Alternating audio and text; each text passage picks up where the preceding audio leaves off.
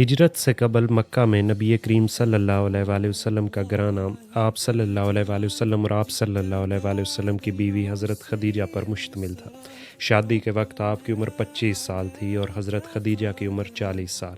حضرت خدیجہ آپ صلی اللہ علیہ وسلم کی پہلی بیوی تھی اور ان کے جیتے جی آپ نے کوئی دوسری شادی نہیں کی۔ آپ صلی اللہ علیہ وسلم کی اولاد میں حضرت ابراہیم کے ماں سوا تمام صاحبزادے اور صاحبزادیاں انہی حضرت خدیجہ کے بطن سے تھیں، اور صاحبزادگان میں سے تو کوئی زندہ نہ رہا، البتہ صاحبزادیاں حیات رہیں۔ ان کے نام یہ ہیں: زینب، رقیہ، ام کلثوم اور فاطمہ۔ زینب کی شادی ہجرت سے پہلے آپ کے خالہ زاد بھائی حضرت ابو العاص بن ربیع سے ہوئی، اور رقیہ اور ام کلثوم کی شادی یک کے بعد دیگرے حضرت عثمان رضی اللہ عنہ سے ہوئی۔ حضرت فاطمہ کی شادی جنگ بدر اور جنگ احد کے درمیانی عرصہ میں حضرت علی بن ابی طالب سے ہوئی، اور ان کے بطن سے حسن، حسین، زینب اور ام کلثوم پیدا ہوئیں۔ معلوم رہے کہ نبی کریم صلی اللہ علیہ وسلم کو امت کے بالمقابل یہ امتیازی خصوصیت حاصل تھی کہ آپ مختلف اغراض و مقاصد کے پیش نظر 4 سے زائد شادیاں کر سکتے تھے۔ چنانچہ جن عورتوں سے آپ نے عقد فرمایا ان کی تعداد 11 تھی، جن میں سے 9 عورتیں آپ کی رحلت کے وقت حیات تھیں اور 2 عورتیں آپ کی زندگی ہی میں وفات پا چکی تھیں، یعنی حضرت خدیجہ اور ام المساکین حضرت زینب بنت خزیمہ رضی اللہ عنہما۔ ان کے علاوہ مزید 2 عورتیں جن کے بارے میں اختلاف ہے کہ آپ صلی اللہ علیہ وسلم کا ان سے عقد ہوا یا نہیں، لیکن اس پر اتفاق ہے کہ انہیں آپ صلی اللہ علیہ وسلم کے پاس رخصت نہیں کیا گیا۔ ذیل میں ان ازواج مطہرات کے نام اور ان کے مختصر حالات ترتیب وار پیش کیے گئے ہیں۔ حضرت سودا بن زمع، ان سے رسول اللہ صلی اللہ علیہ وسلم نے حضرت خدیجہ کی وفات کے چند دن بعد نبوت کے 10ویں سال ماہ شوال میں شادی کی۔ آپ صلی اللہ علیہ وسلم سے پہلے حضرت سودا اپنے چچیرے بھائی سکران بن عمرو کے عقد میں تھیں، اور وہ انتقال کر کے انہیں بیوہ چھوڑ گئے۔ حضرت عائشہ صدیقہ بنت ابی بکر رضی اللہ عنہما، ان سے رسول اللہ صلی اللہ علیہ وسلم نے نبوت کے 11ویں برس ماہ شوال میں شادی کی، یعنی حضرت سودا سے شادی کے 1 سال بعد اور ہجرت سے 2 سال 5 ماہ پہلے۔ اس وقت ان کی عمر 6 برس تھی۔ پھر ہجرت کے 7 ماہ بعد یعنی شوال 1 ہجری میں انہیں رخصت کیا گیا۔ اس وقت ان کی عمر 9 برس تھی اور وہ باکرہ تھی۔ ان کے علاوہ کسی اور باکرہ عورت سے آپ صلی اللہ علیہ وسلم نے شادی نہیں کی۔ حضرت عائشہ رضی اللہ عنہما آپ کی سب سے محبوب بیوی تھی، اور امت کی عورتوں میں انہیں اطلاق میں سب سے زیادہ فقہ اور صاحب علم گردانا جاتا ہے۔ حضرت حفصہ بنت عمر بن خطاب رضی اللہ عنہما، ان کے پہلے شوہر خنیس بن حذافہ سہمی رضی اللہ عنہ، جو بدر اور احد کے درمیانی عرصہ میں رحلت کر گئے، وہ بیوہ ہو گئیں۔ پھر رسول اللہ صلی اللہ علیہ وسلم نے ان سے شادی کر لی۔ یہ 3 ہجری کا واقعہ ہے۔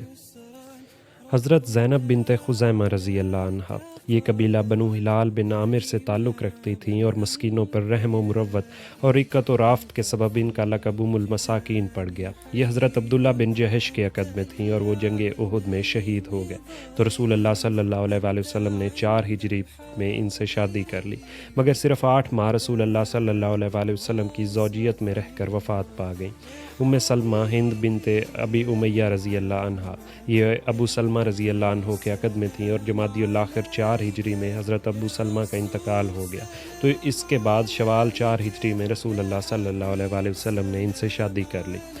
زینب بنت جہش بن ریاب رضی اللہ عنہما، یہ قبیلہ بنو اسد بن خزیمہ سے تعلق رکھتی تھی، اور رسول اللہ صلی اللہ علیہ وسلم کی پھوپھی کی بیٹی تھی۔ ان کی شادی پہلے حضرت زید بن حارثہ سے ہوئی، جنہیں رسول اللہ صلی اللہ علیہ وسلم کا بیٹا سمجھا جاتا تھا، لیکن حضرت زید سے نباہ نہ ہو سکا اور انہوں نے طلاق دے دی۔ خاتمہ عدت کے بعد اللہ تعالیٰ نے رسول اللہ صلی اللہ علیہ وسلم کو مخاطب کرتے ہوئے یہ آیت نازل فرمائی: جب زید نے ان سے اپنی ضرورت پوری کر لی تو ہم نے انہیں آپ کی زوجیت میں دے دیا۔ انہی کے تعلق سے سورہ احزاب کی مزید کئی آیات نازل ہوئیں، جن میں لے پالک کے قضیے کا 2 ٹوک فیصلہ کر دیا گیا۔ حضرت زینب سے رسول اللہ صلی اللہ علیہ وسلم کی شادی ذی القعدہ 5 ہجری میں یا اس سے کچھ پہلے ہوئے۔ جویریہ بنت حارث رضی اللہ عنہا، ان کے والد قبیلہ خزاعہ کی شاخ بنو مستلق کے سردار تھے۔ حضرت جویریہ بنو مستلق کے قیدیوں میں لائی گئی تھیں، اور حضرت ثابت بن قیس بن شماس رضی اللہ عنہ کے حصے میں پڑی۔ انہوں نے حضرت جویریہ سے مکاتبت کر لی، یعنی ایک مقررہ رقم کے عوض آزاد کرنے کا معاملہ طے کر لیا۔ اس کے بعد رسول اللہ صلی اللہ علیہ وسلم نے ان کی طرف سے رقم ادا کر دی اور ان سے شادی کر لی۔ یہ شعبان 5 ہجری یا 6 ہجری کا واقعہ ہے۔ ام حبیبہ بنت ابی سفیان، یہ عبید اللہ بن جہش کے عقد میں تھیں اور ان کے ساتھ ہجرت کر کے حبشہ گئیں، لیکن عبید اللہ نے وہاں جانے کے بعد مرتد ہو کر عیسائی مذہب قبول کر لیا اور پھر وہیں انتقال کر گیا، لیکن حبیبہ اپنے دین اور اپنے ہجرت پر قائم رہیں۔ جب رسول اللہ صلی اللہ علیہ وآلہ وسلم نے محرم 7 ہجری میں عمر بن امیہ زمری کو اپنا خط دے کر نجاشی کے پاس بھیجا تو نجاشی کو یہ پیغام دیا کہ حبیبہ سے آپ کا نکاح کر دے۔ اس نے حبیبہ کی منظوری کے بعد ان سے آپ کا نکاح کر دیا اور شرجیل بن حسنہ کے ساتھ انہیں آپ کی خدمت میں بھیج دیا۔ حضرت صفیہ بنت حیی بن اخطب رضی اللہ عنہ یہ بنی اسرائیل سے تھیں اور خیبر میں قید کی گئیں، لیکن رسول اللہ صلی اللہ علیہ وآلہ وسلم نے انہیں اپنے لیے منتخب فرمایا اور آزاد کر کے شادی کر لی۔ یہ فتح خیبر 7 ہجری کے بعد کا واقعہ ہے۔ حضرت میمونہ بنت حارث رضی اللہ عنہ یہ الفضل لبابہ بنت حارث رضی اللہ عنہما کی بہن تھیں اور ان سے رسول اللہ صلی اللہ علیہ وآلہ وسلم نے ذی القعدہ 7 ہجری میں عمرہ قضاء سے فارغ ہونے کے بعد اور صحیح قول کے مطابق احرام سے حلال ہونے کے بعد شادی کی۔ یہ 11 بیویاں ہوئیں جو رسول اللہ صلی اللہ علیہ وآلہ وسلم کے عقد نکاح میں آئیں اور آپ صلی اللہ علیہ وآلہ وسلم کی صحبت و رفاقت میں رہیں۔ ان میں سے 2 بیویاں یعنی حضرت خدیجہ اور حضرت زینب المساکین کی وفات آپ کی زندگی ہی میں ہوئی اور 9 بیویاں آپ کی وفات کے بعد حیات رہیں۔ ان کے علاوہ 2 اور خواتین جو آپ کے پاس رخصت نہیں ہوئیں،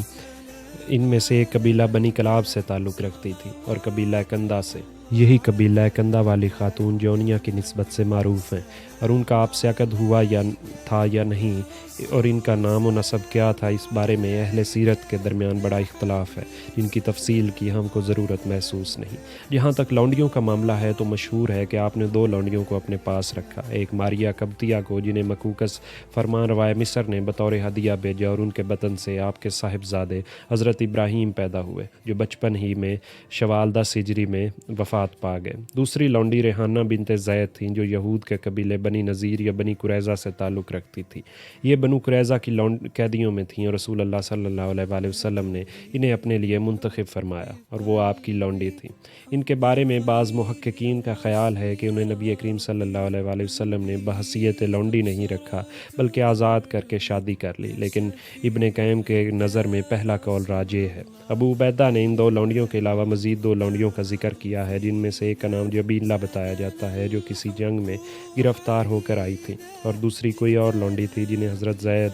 زینب بنت جہش نے آپ کو حبا کیا تھا۔ یہاں ٹھہر کر رسول اللہ صلی اللہ علیہ وآلہ وسلم کی حیات مبارکہ کے ایک پہلو پر ذرا غور کرنے کی ضرورت ہے۔ آپ صلی اللہ علیہ وآلہ وسلم نے اپنی جوانی کے نہایت پرقوت اور عمدہ ایام یعنی تقریباً 30 برس صرف ایک ہی بیوی پر اکتفا کیا، اور وہ بھی ایسی بیوی جو تقریباً آپ سے عمر میں زائد تھی، یعنی حضرت خدیجہ پر اور حضرت سودا پر۔ تو کیا یہ تصور کسی بھی درجے معقول ہو سکتا ہے کہ اس طرح اتنا عرصہ گزار دینے کے بعد جب آپ بڑھاپے کی دہلیز پر پہنچ گئے تو آپ کو اچانک شادی کی ضرورت محسوس ہوئی؟ آپ صلی اللہ علیہ وآلہ وسلم کو پے در پے 9 شادیاں کرنی پڑیں؟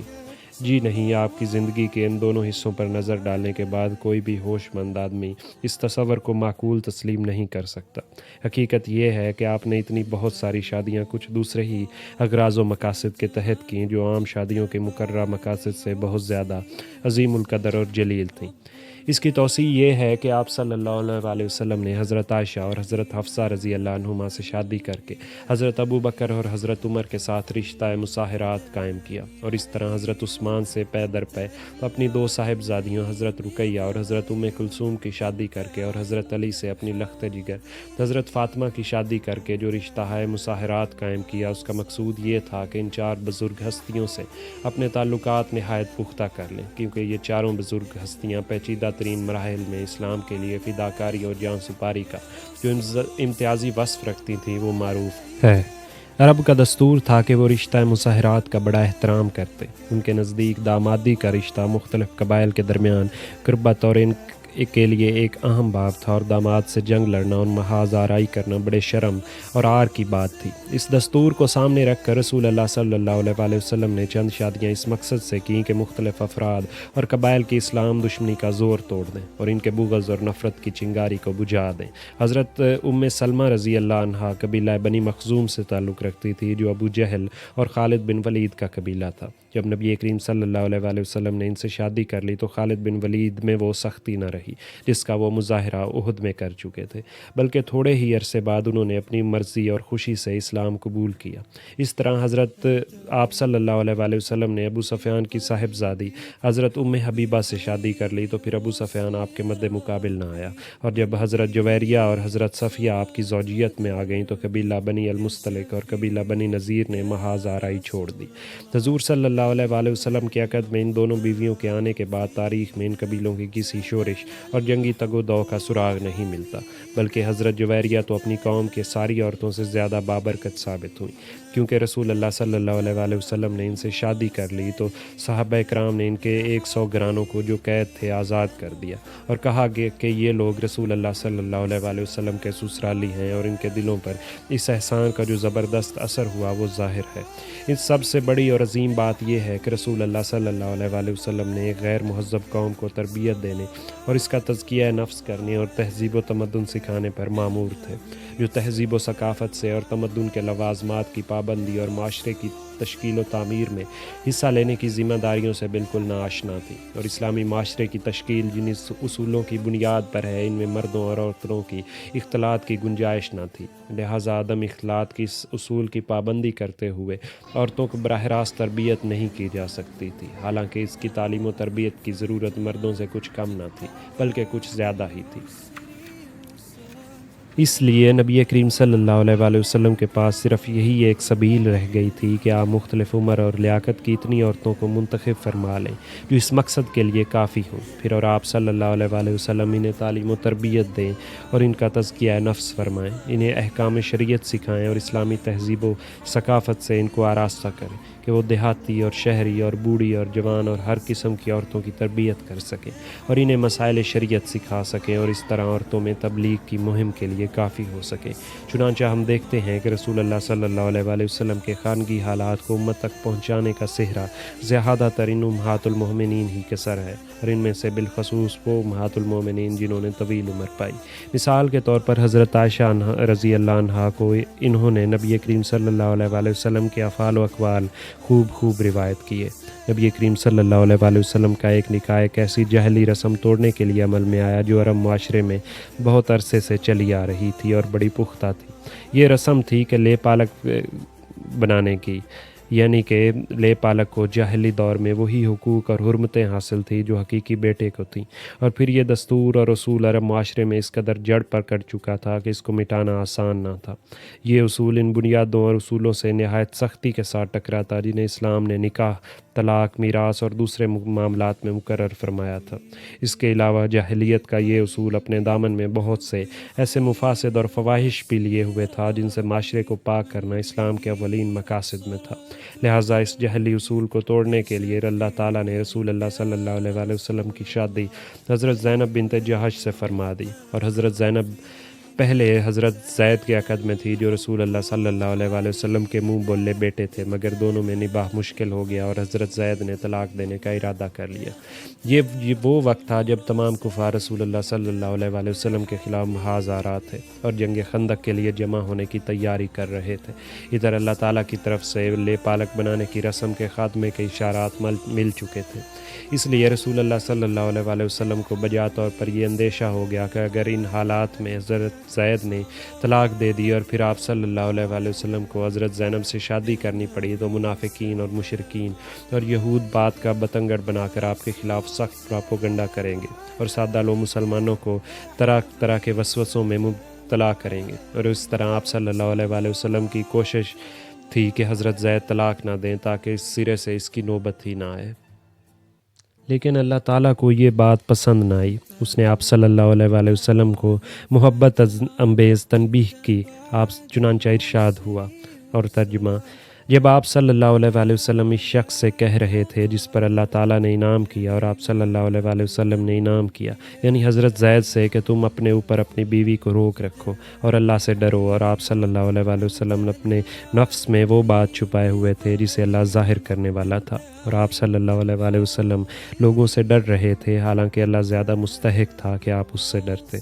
بالآخر حضرت زید نے حضرت زینب کو طلاق دے ہی دی، اور پھر ان کی عدت گزر گئی تو رسول اللہ صلی اللہ علیہ وآلہ وسلم کی شادی کا فیصلہ نازل ہوا۔ اللہ نے آپ صلی اللہ علیہ وآلہ وسلم پر یہ نکاح لازم کر دیا تھا اور کوئی اختیار اور گنجائش نہ چھوڑی تھی۔ اس سلسلے میں نازل ہونے والی آیت کریمہ یہ ہے: اور جب زید نے ان سے اپنی ضرورت پوری کر لی تو ہم نے اس کی شادی آپ صلی اللہ علیہ وآلہ وسلم سے کر دی، تاکہ مومنین پر اپنے منہ بولے بیٹوں کی بیویوں پر کوئی حرج نہ رہ جائے، جبکہ وہ منہ بولے بیٹے ان سے اپنی حاجت پوری کر لیں۔ اس کا مقصد یہ تھا کہ منہ بولے بیٹوں سے متعلق جاہلی اصول عموماً توڑ دیا جائے، اور جس طرح اس سے پہلے اس ارشاد کے ذریعے قولاً توڑا جا چکا تھا۔ ترجمہ: انہیں ان کے باپ کی نسبت سے پکارو، یہی اللہ کے نزدیک زیادہ انصاف کی بات ہے۔ اور ترجمہ: محمد صلی اللہ علیہ وآلہ وسلم تمہارے مردوں میں سے کسی کے باپ نہیں، بلکہ اللہ کے رسول اور خاتم النبیین ہیں۔ اس موقع پر یہ بات بھی یاد رکھنی چاہیے کہ جب معاشرے میں کوئی رواج اچھی طرح جڑ پکڑ لیتا ہے تو محض بات کے ذریعے اسے مٹانا اور اس میں تبدیلی لانا بیشتر اوقات ممکن نہیں ہوتا، بلکہ جو شخص اس کے خاتمے یا تبدیلی کا داعی ہو، اس کا عملی نمونہ موجود رہنا ضروری ہے۔ صلح حدیبیہ کے موقع پر مسلمانوں کی طرف سے جس حرکت کا ظہور ہوا، اس سے اس حقیقت کے بخوبی وضاحت ہوتی ہے۔ اس موقع پر کہاں تو مسلمانوں کی فداکاری کا یہ عالم تھا کہ حضرت عروہ بن مسعود ثقفی نے انہیں دیکھا کہ رسول اللہ صلی اللہ علیہ وآلہ وسلم کا تھوک بھی کسی نہ کسی صحابی کے ہاتھ پر پڑتا تھا اور وہ زمین پر گرنے نہ دیتے، اور جب آپ صلی اللہ علیہ وآلہ وسلم وضو فرماتے تو صحابہ کرام آپ کے وضو کے پانی لینے کے لیے اس طرح ٹوٹ پڑتے کہ معلوم ہوتا کہ آپس میں الجھ پڑیں گے۔ جی ہاں، یہ وہی صحابہ کرام تھے جو درخت کے نیچے موت یا عدم فرار پر بیعت کرنے کے لیے ایک دوسرے سے سبقت لے جا رہے تھے، اور یہ وہی صحابہ کرام تھے جن میں ابو بکر و عمر جیسے جان نثاران رسول اللہ صلی اللہ علیہ وآلہ وسلم تھے، لیکن انہی صحابہ کرام کو جو آپ پر مر مٹنا اپنی انتہائی سعادت اور کامیابی سمجھتے تھے،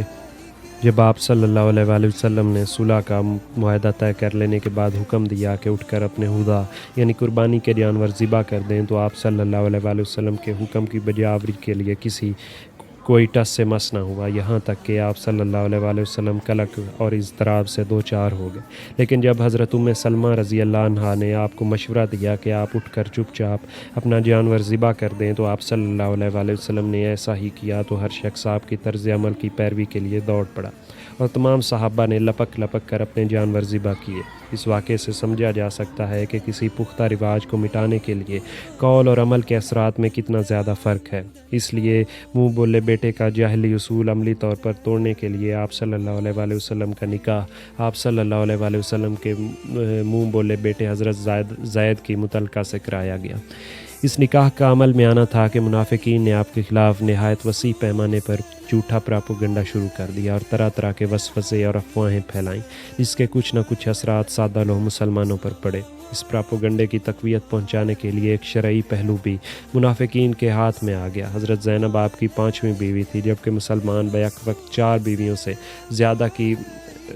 سے شادی نہ کر سکتے تھے۔ ان سب کے علاوہ پراپوگنڈا کی اصل جان یہ تھی کہ حضرت زید رسول اللہ صلی اللہ علیہ وآلہ وسلم کے بیٹے سمجھے جاتے تھے، اور بیٹے کی بیوی سے شادی بڑی فحش کاری خیال کی جاتی تھی۔ بالآخر اللہ تعالیٰ نے سورہ احزاب میں اس اہم موضوع پر متعلق کافی اور شافی آیات نازل کی، اور صحابہ اکرام کو معلوم ہو گیا کہ اسلام میں منہ بولے بیٹی کی کوئی حیثیت نہیں، اور یہ کہ اللہ تعالیٰ نے کچھ نہایت بلند پایا اور مخصوص مقاصد کے تحت اپنے رسول اللہ صلی اللہ علیہ وآلہ وسلم کو خصوصیت کے ساتھ شادی کی تعداد کے سلسلے میں وسعت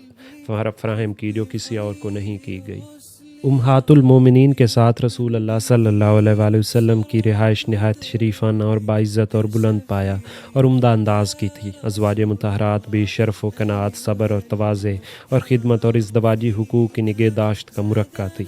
حالانکہ آپ صلی اللہ علیہ وآلہ وسلم بڑی روکھی پھیکی اور سخت زندگی گزار رہے تھے، جسے برداشت کر لینا دوسروں کے بس کی بات نہیں۔ حضرت انس رضی اللہ عنہ کا بیان ہے کہ مجھے علم نہیں کہ رسول اللہ نے کبھی میدے کی نرم روٹی کھائی ہو، یہاں تک کہ اللہ سے جا ملے، اور نہ آپ صلی اللہ علیہ وآلہ وسلم نے اپنی آنکھ سے کبھی بنی ہوئی بکری دیکھی۔ حضرت عائشہ رضی اللہ عنہا کا بیان ہے کہ 2 ماہ گزر جاتے، تیسرے مہینے کا چاند نظر آ جاتا اور رسول اللہ صلی اللہ علیہ وآلہ وسلم کے گھر میں آگ نہ جلتی۔ حضرت عروہ نے دریافت کیا کہ تب آپ لوگ کیا کھاتی تھیں؟ فرمایا کہ بس 2 کالی کھجوریں، یعنی 2 کالی چیزیں، یعنی کھجور اور پانی۔ اس مضمون کی احادیث بکثرت ہیں۔ اس تنگی اور ترشی کے باوجود ازواج مطہرات میں سے کوئی لائق عتاب حرکت صادر نہ ہوئی۔ صرف ایک ایسا موقع ہوا، اور وہ بھی اس لیے کہ ایک تو انسانی فطرت کا تقاضا کچھ ایسا ہے، اور دوسرا اس بنیاد پر کچھ احکام مشرع کرنے تھے۔ چنانچہ اللہ تعالیٰ نے اس موقع پر آیت نازل فرمائی۔ ترجمہ: اے نبی، اپنی بیویوں سے کہہ دو کہ اگر تم دنیا کی زندگی اور زینت چاہتی ہو تو آؤ، میں بھی تمہیں ساز و سامان دے کر بھلائی کے ساتھ رخصت کر دوں، اور اگر تم اللہ اور اس کے رسول اور دار آخرت کو چاہتی ہو تو بے شک اللہ نے تم میں سے نیکوکاروں کے لیے زبردست اجر تیار کر رکھا ہے۔ اب ان ازواج مطہرات کے شرف اور عظمت کا اندازہ کیجئے کہ ان سب نے اللہ اور اس کے رسول کو ترجیح دی، اور ان میں سے کوئی ایک بھی دنیا کی طرف مائل نہ ہوئی۔ اس طرح سوکنوں کے درمیان جو واقعات روزمرہ کا معمول ہوا کرتے ہیں، ازواج مطہرات کے درمیان کثرت تعداد کے باوجود اس طرح کے واقعات شاذ و نادر ہی پیش آئے، اور وہ بھی بتقاضائے بشریت، اور اس پر بھی جب اللہ تعالیٰ نے عتاب فرمایا تو دوبارہ اس طرح کی کسی حرکت کا ظہور نہ ہوا۔ سورہ تحریم کی ابتدائی 5 آیات میں اس کا ذکر ہے۔ اخیر میں یہ عرض کر دینا بھی بے جا نہ ہوگا کہ ہم اس موقع پر بحث کی ضرورت محسوس نہیں کرتے، کیونکہ جو لوگ اس موضوع پر سب سے زیادہ لے دے کرتے ہیں، یعنی باشندگان یورپ، وہ خود جس طرح کی زندگی گزار رہے ہیں اور جس تلخی اور بدبختی کا جام نوش کر رہے ہیں اور جس طرح کی رسوائیوں اور جرائم میں لت پت ہیں، تعدد ازواج کے اصول سے منحرف ہو کر جس قسم کے رنج و علائم اور مصائب کا سامنا کر رہے ہیں، اور ہر طرح کی بحث و جدل سے مستغنی کر دینے کے لیے کافی ہے